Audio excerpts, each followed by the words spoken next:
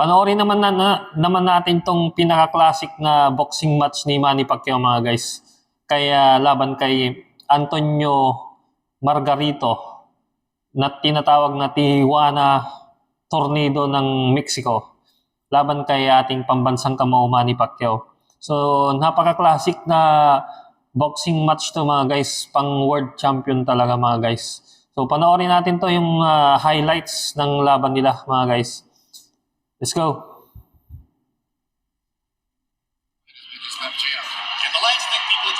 Wait lang mga guys ha. So, yun.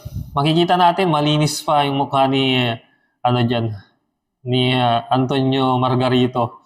Tingnan natin after ng mga ilang rounds.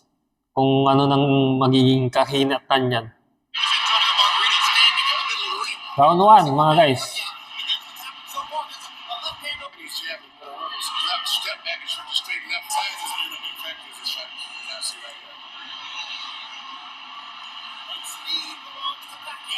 Grabe no, speed and power pa talaga kay Pacquiao. Walang makakatalo talaga sa kanya. Pound for pound champion. Wait lang mga guys. Tingnan niyo naman yung height advantage ni Antonio Margarito laban kay sa ating kababayan na si Manny Pacquiao. Di ba ang layo? Ang tangkad ni Antonio Margarito, 6-footer yan eh. Laban kay Manny Pacquiao. Tapos yung haba ng kamay at laki ng katawan. Di ba? Lamang na lamang siya. Round 3 na yan mga guys.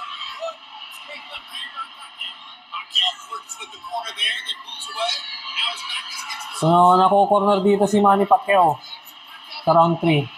Pero hindi siya tumitigil sumuntok din. Mag-counter punch. So yung kanang mata sa ilalim ng mata ni Margarito is talagang magang-magana at may cut na. May mismong cut na talaga mga guys. Pumutok na. Pero hindi kakampante dyan kay Margarito kasi knockout fighter din yun mga guys. You know, yung kanang mata ni ilalim ng mata ni Margarito. Ang laki ng cut. Ginagamot pa. Ay, shit, sorry.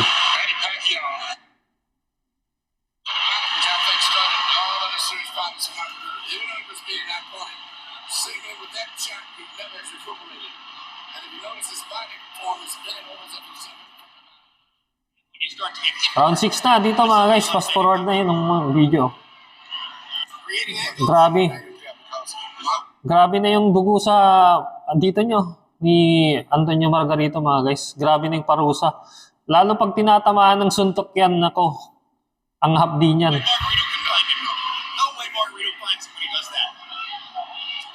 Diyan ako bilib kay Manny Pacquiao kasi marami siyang movement, mabilis. Tapos habang umiilag siya, may suntok pang pinapakawalan. Ang pinapakawalan niyang suntok, 1-7 punch mga guys na counter. Mahilig mag-corner yan si Margarito. Yan yung specialty niya mga guys. Oh. Yan. Pero hindi natinag si ating pambansang kamao. Hindi siya natinag kay Antonio Margarito. Save by the bell. Save by the bell si Antonio Margarito dito mga guys. Pero na-corner si Manny Pacquiao. Nakawala naman siya.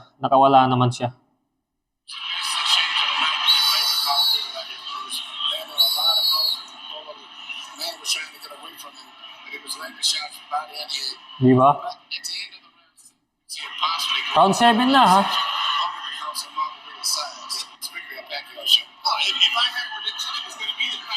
Hindi umubra yung size at haba ng reach ni Antonio Margarito dito.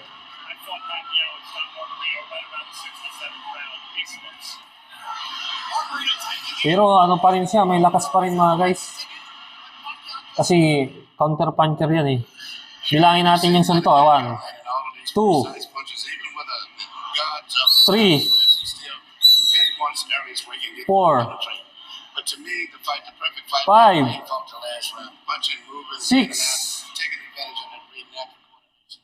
Now was a terrific Bali, 6 na kombinasyon. one-handed fight. Margarito banging him against the ropes here, trying to get the back. Round 8 na. Tapos nakukorna na naman si Pacquiao dito.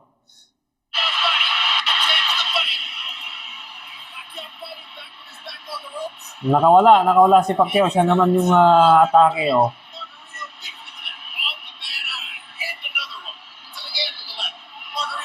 Diba? Grabing labanan nila. That's his biggest factor, is fighting while he's sad. And he's blocking some of the punches, taking some, and getting a big left hook as well. Your own conditions. And talk to Miguel earlier. Ang hapdi niyan. Yung open cut niya sa kanang mata niya dito sa ilalim. Tapos tinatamaan ng malakas pang suntok.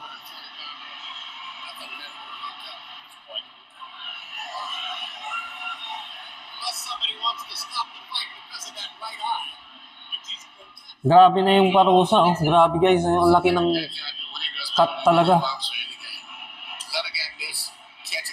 Kasi tinatamaan pa ng suntok.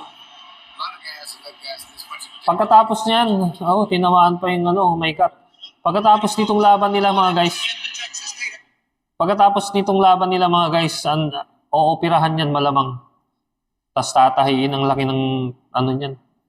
Ilang tahi yan, yung sa tama niya sa mukha.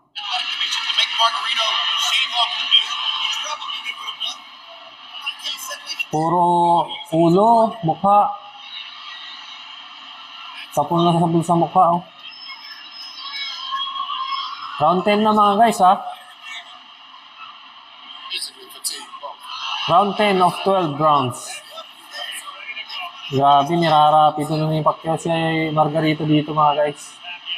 Another measure of redemption for Margarito.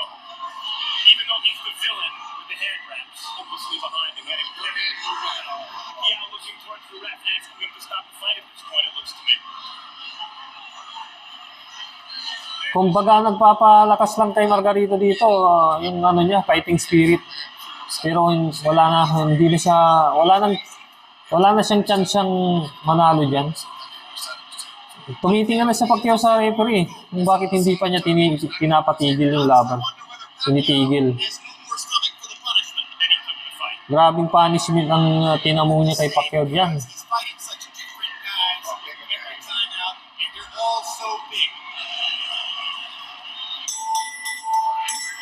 Round 10 mga guys, tigil na.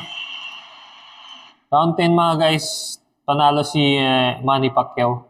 So tinigil na ng referee yung laban. Kasi wala na rin, hindi na rin mananalo sa palang score. So TKO yan.